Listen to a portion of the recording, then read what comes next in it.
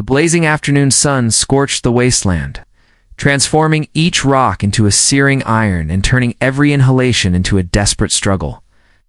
Waves of heat danced upward from the parched ground, warping the distant skyline. 3 damaged. Wagons sat crooked on shattered axles, dirt spiraling through the atmosphere like phantom fingers. High above, scavenger birds made lazy circles. "She's dying fast," someone yelled frantically, male voice thick with panic. "We can't haul her with us. We'll perish too." Another voice cut through, harsh and calculating. "Abandon her here." Was dead weight anyway. Boots shuffled across the earth. Form collapsed with a hollow thump. Evelyn's eyes fluttered against the harsh brightness. Everything swam before her. Nausea rolled through her stomach. The burning sensation in her ribs spread, moisture soaking through her shirt, crimson life flowing away. She attempted to call out, to scream, yet only a wheeze escaped her lips. Grit coated her mouth. The sound of departing feet grew faint. Wagon wheels groaned. The convoy rolled onward. They abandoned her completely. There she remained motionless, each breath quick and labored. The endless sky spun above, cold and unforgiving. Minutes dissolved into meaninglessness. Her mind began to scatter. Suffering faded to white noise. Between the torment and giving up, she detected something new. Horse-hoof strikes, deliberate, steady, intentional. A silhouette blocked the light overhead. Evelyn's vision cleared to reveal a figure hunched near her side. A warrior, black locks, sharp facial bones, weathered complexion. His expression remained unreadable. No words passed his lips, no rough grabbing, simply observing her with quiet calculation, reading her like terrain. She struggled to shift position, failed completely. Her fingers twitched toward her waist, seeking a weapon that didn't exist. He examined her injury, then met her gaze, still silent. Ass? With quick, skilled movements, he retrieved a leather water pouch and carefully brought it to her mouth. The liquid was tepid, yet tasted like salvation itself. She gulped until she coughed. Then he gathered her up. She wanted to resist, but her form betrayed her. Everything ached. Her skull rolled against his torso. Briefly, she remembered the young men from her past, the evening celebrations, the flickering flames. Then darkness claimed her. The journey became fragments climbing slopes, pushing through undergrowth, entering shadows. Consciousness came and went. Once she glimpsed stone barriers rising on both sides, a deep ravine. Another time, celestial lights, a distant campfire, then nothing remained.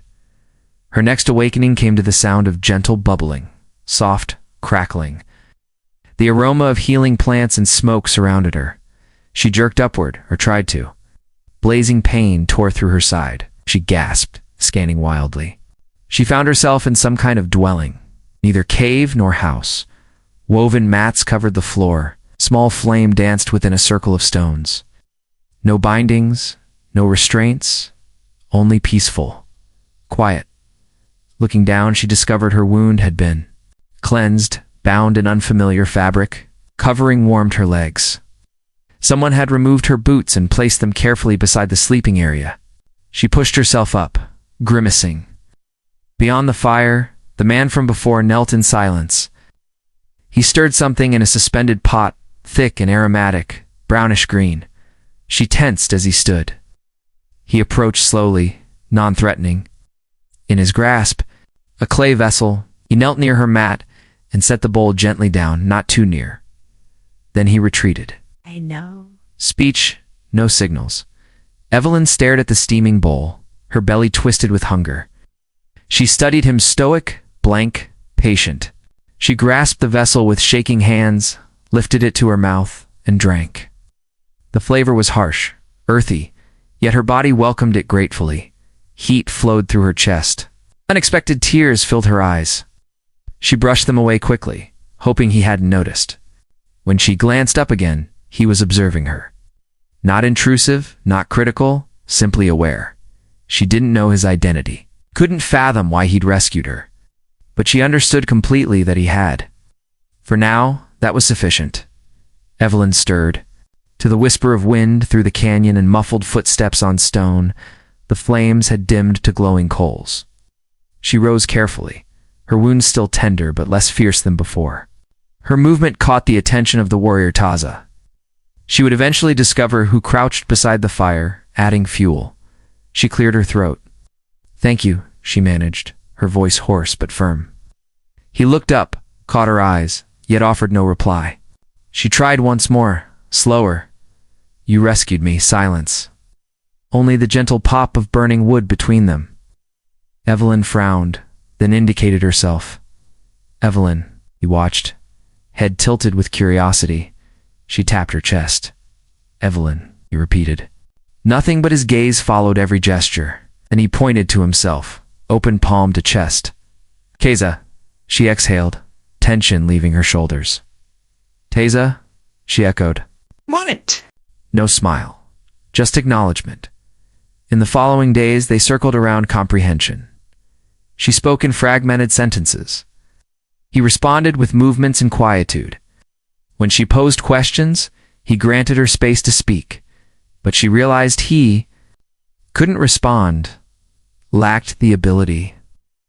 When she fell quiet, he didn't attempt to fill the air with chatter. Instead, he observed carefully, attentively. It disturbed her initially the way he studied her, not how men typically did. No desire, no sympathy, just calmness. As if she were something to be understood rather than used or pitied. She couldn't interpret that. It felt like being examined by the stars themselves. One dawn, she scratched shapes in the earth with a stick. Characters her mother had shown her for reading and writing. A, B, she murmured aloud, tracing them carefully. She wasn't doing it purposefully, just to occupy time, to remember her identity. That evening, as the sun sank lower and the heavens turned golden, she returned from collecting dried twigs to discover Taza bent over the ground near the fire. He didn't notice her approach. He was copying the letters. Evelyn froze. Taza stared intently at the dirt, attempting to replicate the curves and angles she had drawn. His brows creased in concentration. He wasn't just looking, he was learning, tracing her characters like someone trying to decipher a chart. She stepped forward. A twig cracked underfoot. He glanced up, caught but not ashamed, her eyes locked. He pointed to the letters, then to her, then to himself. He repeated the gesture finger to the letters, to her, to himself. She understood. He wanted her to instruct him. She knelt beside him slowly, picked up the stick. In the dirt, she wrote, "Sun," she pointed skyward. "Sun," she said. He nodded. Then she wrote water, pointing to the bowl near the fire. "Water," again he nodded. "Water," he repeated clumsily. She smiled without realizing it. From that moment forward, they met in the language of patience, of eyes and hands, of symbols and sounds gradually taking form. They didn't share the same tongue, but every gesture, every repeated word, every shared glance began weaving a connection between them. Evelyn realized quietly and completely that sometimes understanding didn't start with words. It started with the willingness to listen. As days became weeks, the rhythm between them settled into something peaceful and constant. Mornings started with Evelyn speaking gentle English into the breeze, tracing letters in the dirt, holding objects, leaf, stone, fire, and naming them. Taza listened, observed, and repeated with care. He proved an eager pupil, his brow furrowed. When words tangled in his mouth, his face proud. In those rare moments, they emerged clearly. But it wasn't only words. He had started creating art. Initially, she noticed it only in passing. Marks left on flat rocks near the fire, faint and rough. One morning, she woke to find a piece of bark resting near her sleeping mat, a crude figure sketched in charcoal. A stick form with flowing hair and curved belly. She stared at it, puzzled. Later that day, she discovered more. On a large, smooth boulder beside the canyon path, dark shapes drawn in careful sequence. A curled figure in the middle, lines above, it like heat or flame. A bird soaring overhead, a single hand raised. She asked him what it meant. He only gazed at the sky. She thought perhaps they were battle tales, or ancient, Apache stories of birth and death and sky spirit symbols beyond her knowledge. The kind of language spoken by those who didn't trust words alone. Still, the drawings kept appearing, each one slightly more detailed than the last. Sometimes he carved them with sharp stones, sometimes smeared soot across bark with his fingertips. Always in silence, always just beyond her understanding, until one afternoon. When the sun hung low and the air shimmered with heat, Evelyn followed the sound of grinding stone and found him kneeling beside the canyon wall. A long, flat rock stretched. Before him, like a canvas, was bent low, focused, one hand smudged with black dust. She watched for a moment, unseen, and then she saw it. Not symbols, not stories, but a memory. Her memory. A woman curled on the ground, hair splayed, arms limp, a pool of something dark beneath her side. Opposite her, a man kneeling, arm outstretched, water vessel in his hand, his face drawn with worry. Between them, a sun just beginning to rise, she gasped. Taza heard and turned, startled. She stepped closer, heart in her throat. He rose slowly, brushing dust from his palms, but didn't speak, didn't need to. She stared at the drawing. You remembered, she whispered. He nodded once. A beat of silence passed. Then she sank to her knees, her throat tightening. The edges of her vision blurred.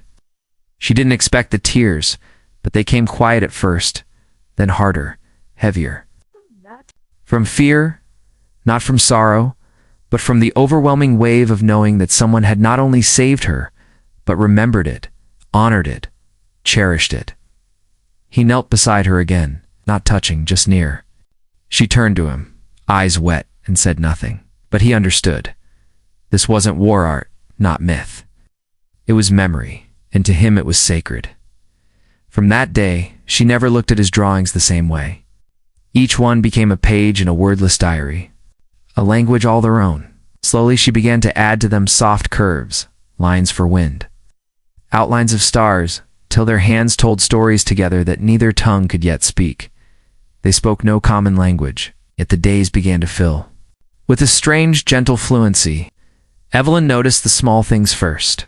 How Taza always gave her the ripest berries, placed closest to her side of the bowl. How he handed her the smoothest flat stones for sitting. How he waited every evening until she took the first sip of water before he touched his own. She, in turn, grew attuned to his rhythms. She could sense when he needed silence, when his thoughts pulled inward like smoke retreating into stone. She began to teach him harder words. Light. Home. Safe.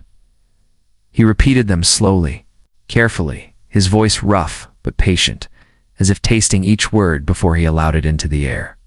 When he struggled, she would rest her fingers lightly under his chin to guide the sound.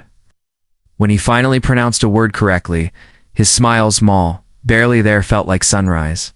Still, in quiet moments, doubt crept in. Evelyn wondered why he had kept her, why he fed her, tended to her, gave her warmth and space and silence to heal. Was it tradition, a tribal code? Was she to become something expected, a payment, a burden, a symbol? She never felt captive, yet never truly free either. She slept without rope, but not without questions. One morning, while Taza was out gathering roots, Evelyn wandered farther than usual. The canyon narrowed to a soft bend near a stream, and there in the cool shade of overhanging stone, she found a leather satchel tucked beneath a ledge. Curiosity pulled her closer. Inside were drawings not carved in stone, but inked on hide and bark, dozens of them. Some of her sleeping, sitting by the fire, brushing her hair. Others of landscapes, the moon, firelight. But one made her breath. Ketchet was large, folded carefully. She unfolded it slowly. Two figures stood before a ceremonial fire, drawn in stark contrast. One with light hair and soft curves, the other tall, wrapped in tribal cloth, face marked with quiet strength. One hand of each was extended toward the flame, almost touching. Evelyn stared. This wasn't a moment from the past. This was a promise, a proposal. She didn't hear Taza approach until he stood behind her. When she turned, he didn't flinch, didn't try to hide what she'd found. Their eyes met. He stepped forward and pointed to the drawing, then to himself, then to her. She didn't speak. Couldn't. Her chest was tight, her heart loud. He didn't move closer, didn't touch her, only waited. Not demanding, just waiting. She looked back at the drawing. A man and a woman. 2 lives, 2 fires, 1 choice. In that stillness, Evelyn understood he hadn't saved her to possess her. He saved her because he wanted her to choose when she was ready, if she ever was. He wasn't claiming her. He was offering something wordless but whole. Though she said nothing then. Her fingers brushed the edge of the drawing, slowly folding it back gently, as if it might tear. She returned it to the bag, then turned to him, nodded once, not yes, but not no. Just not yet, he nodded in return, the corners of his mouth lifting barely. They walked back in silence, side by side. The space between them no longer empty.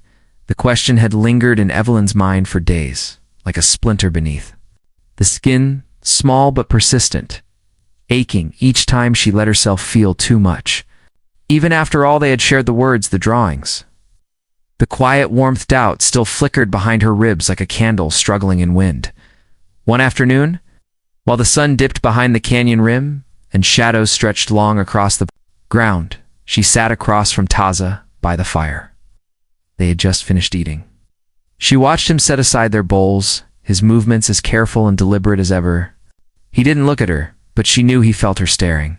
She wrapped her arms around her knees, pressed her chin to them, and whispered, "Why me?" He turned.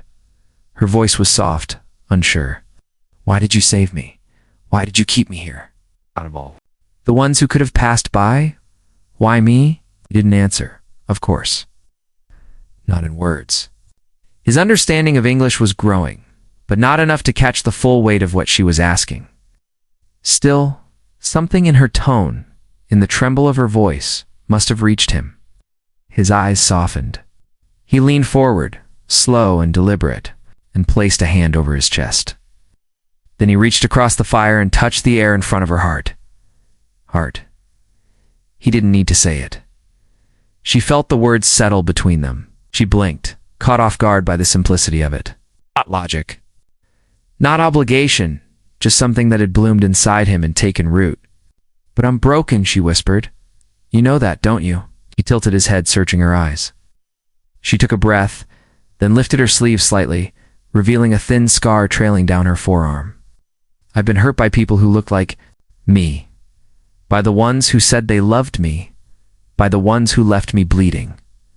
Taza watched, unmoving. She dropped her gaze. "I don't know how to be enough for anyone." A long silence stretched between them. Then without a word, Taza rose and disappeared. Behind the rock wall where he kept his drawings, curious Evelyn followed a few moments later, her footsteps hesitant. He was kneeling, chalk and charcoal in hand, adding final strokes to a new image on the largest slab of stone. As she approached, he stepped aside so she could see 2 birds. One with wings extended but ragged, feathers missing, body scarred. The other whole and strong, positioned just behind, not flying ahead, not leaving, but tilted forward, ready to rise when the other was ready. She stared at it, unable to speak. Taza pointed to the wounded bird, then gently placed his hand over her heart again. Then he pointed to the second bird and touched his own chest. Her breath caught. This wasn't pity. This wasn't savior and saved. This was a choice, a quiet, patient willingness to walk beside her. It's not to fix her, just to fly with her. If she ever wanted to rise again, Evelyn stepped forward. For a long moment, she looked down at his hand. Then, without trembling, she placed her fingers on top of his. She didn't pull away. He didn't move. The wind whispered through the canyon. Something inside her, a weight she didn't know she was still carrying, began to lift. Not gone. Not forgotten, but lighter. She didn't say anything. There were no words for what had just passed between them. But as the sun dipped below the rocks and the drawing of the birds glowed in the amber light, she knew she had found something rarer than safety. She had found someone who saw her and stayed. The moon hung low and full over the vast open field, casting silver light across the grasses that swayed gently in the midnight breeze. The wind had stilled just enough to allow for the delicate crackle of the fire, burning steady in a wide circle of stones. It was not large, not blinding, but warm, glowing like something ancient and sacred. Evelyn followed Taza through the meadow, her feet brushing over soft earth and wild sage. He had said little that day, his expression unreadable. There had been a quiet intensity in his movements, a purpose in how he gathered certain items and prepared a satchel with care. She didn't ask, she didn't need to. Something inside her already knew this night was different. He had asked her with a gesture and a single word, "Come." And she had. Now, as she stepped into the circle of stones and fire, Evelyn felt something. Shift not in the earth, not in the air, but within her. The flames glowed amber and gold, casting moving shadows across the field. Smoke curled upward in slow spirals, disappearing into the night sky. Everything about the place felt ancient. As though the land itself had held its breath for this moment, Taza stood waiting, but not still. The firelight danced over his form, revealing more than just a man, revealing a presence. He wore ceremonial dress she had never seen before. Soft leather that hugged his frame, embroidered with dark red thread in patterns that reminded her of river paths and bloodlines. Feathers were woven into the cords at his shoulders, delicate and strong, and beads shimmered faintly where the light caught them. His hair was pulled back, and his eyes shone with solemn calm. He looked taller somehow, not just in height, but in the way a mountain looks different when the sun strikes it just right. Like he had stepped fully into who he was. Not only a scout, not only her rescuer, but a memory, a tradition, a living echo of his people. Evelyn paused at the edge of the fire, her hands clasped in front of her like a child at a threshold. Her heart beat faster, louder, more uncertain than it had in weeks. She could feel the heat of the flames against her skin, but it was the weight of Taz's gaze that warmed her most. He walked toward her slowly, not ceremonially, not grandly, just with purpose. In his hands, he held a necklace. It was handmade, intricately woven with beads of turquoise, bone, and shell. At its center, a symbol, two hands reaching toward each other, palms almost touching, with a flicker of flame rising. Between them, Evelyn stared at it. The fire crackled. An owl hooted somewhere in the distant trees. He held it out to her, not thrust, not forced, just offered. She looked from the necklace to his face, and in that moment, every piece of doubt she had tried to bury rose like floodwaters. Was she ready?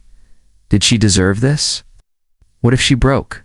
Something sacred just by not understanding it. She was not afraid of him. She was afraid of the weight of what this gesture meant, of the life he was offering her, and the one she might leave behind if she took it.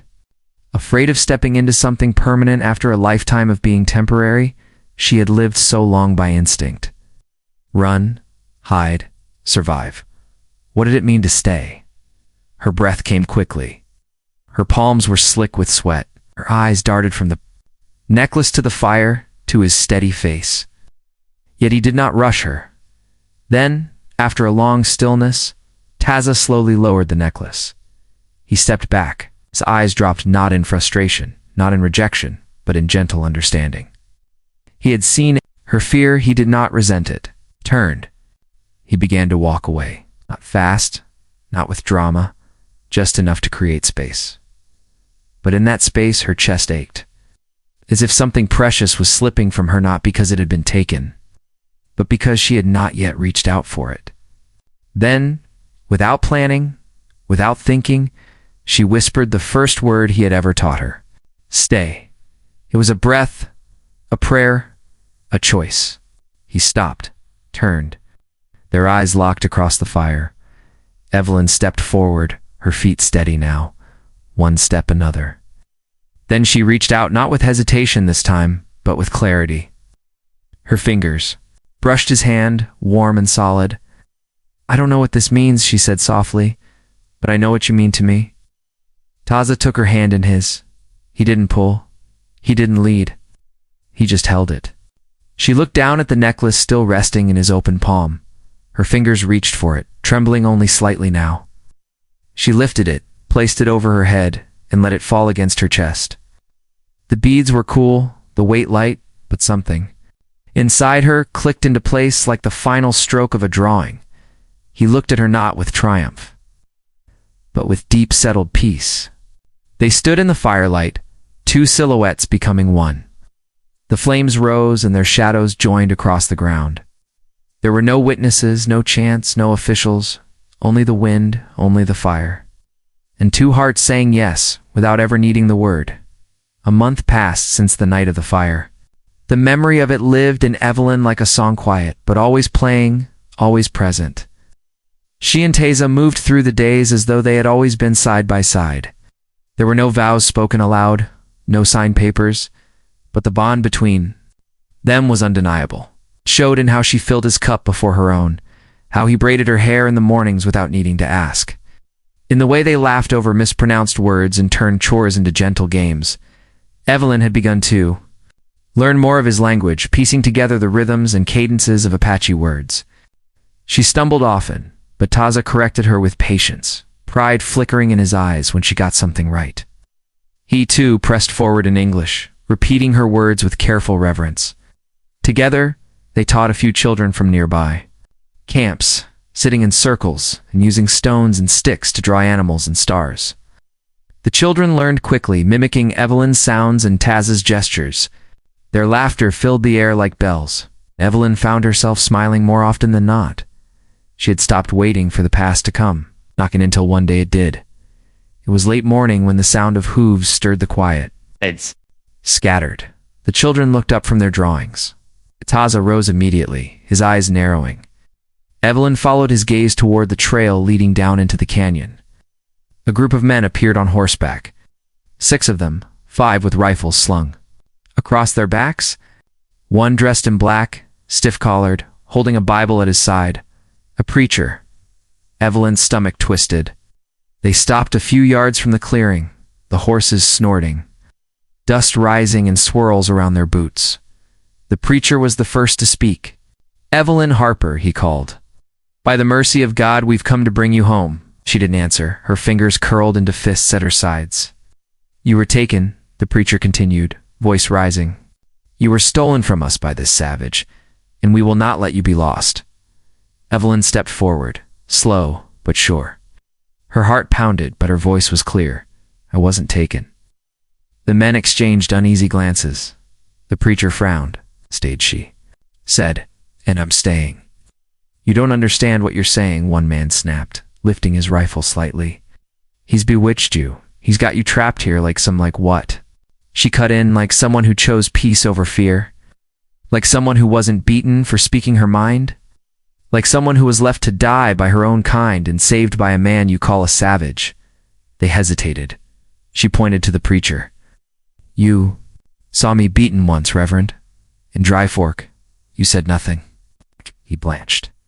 "I remember all of you," she continued, her voice shaking now with the weight of truth. "You turned your backs when I begged for help. You left me bleeding in the dirt." Taza moved beside her, not in front, not shielding, just there. She looked at the men, her chin lifted. "I don't belong to you. I never did." The silence that followed was long and thick. Then, without a word, the preacher turned his horse. One by one the others followed, their pride stung. Out. Their rifles untouched, Evelyn stood still until the dust of their departure faded into the trees. Only then did she let out the breath she had held. Taza turned to her. He didn't speak, just reached out and gently touched the side of her face. In his eyes, she saw not relief, but something deeper. Respect. Love. They returned to daze. Later, Evelyn heard them before she saw them, the distant rumble of hooves on dry earth, the sharp clink of rifles brushing saddles. She stood at the edge of the clearing, back straight, breath steady. This time she didn't hide behind the canyon's curve or wait for Taza to move first. She faced them. 6 men rode in again, dust rising behind them like ghosts. The preacher led, his black coat stiff with pride, a cross hanging against his chest.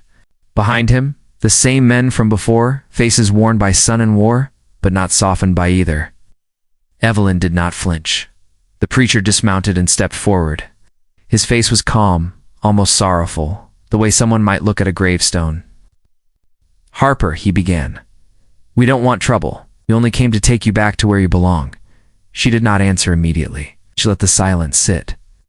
Let the wind carry her stillness to their ears.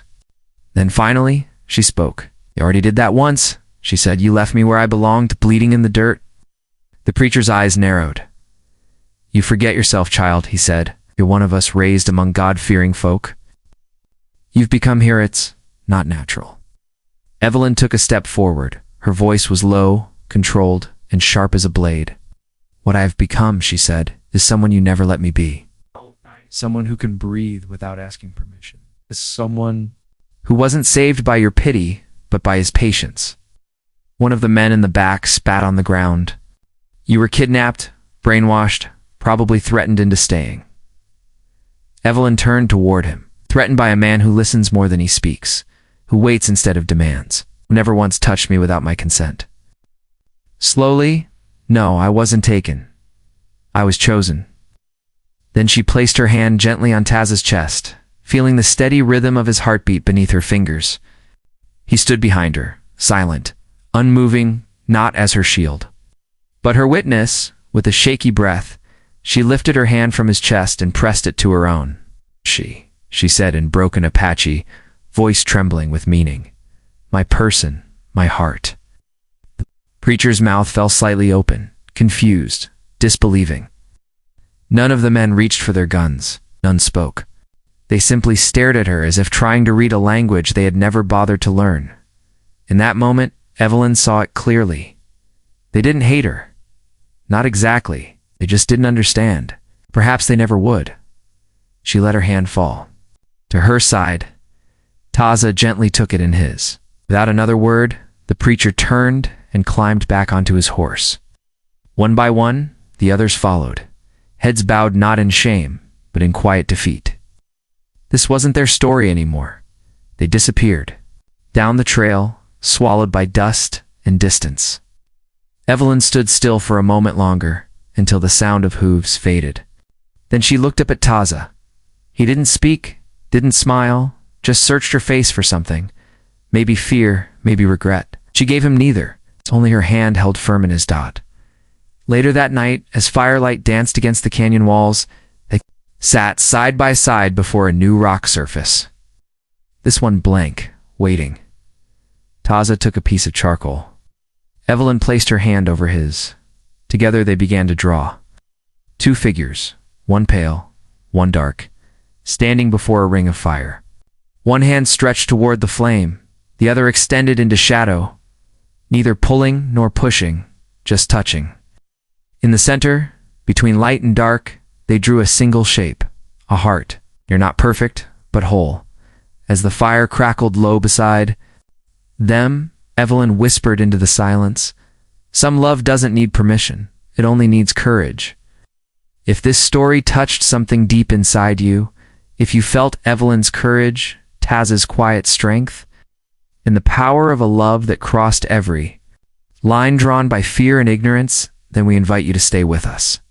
This is Wild West Echoes, where passion blooms in silence, where the bravest hearts speak without words, where every tale reminds us that love is not owned by any one language, law, or bloodline. Subscribe to our channel and ride with us through more unforgettable romances of the American frontier, of outlawed love, sacred vows, and bonds forged in dust, fire, and devotion. And don't forget to hit the bell so you never miss a single story where bullets missed but hearts didn't. Thank you for watching. We'll see you in the next story.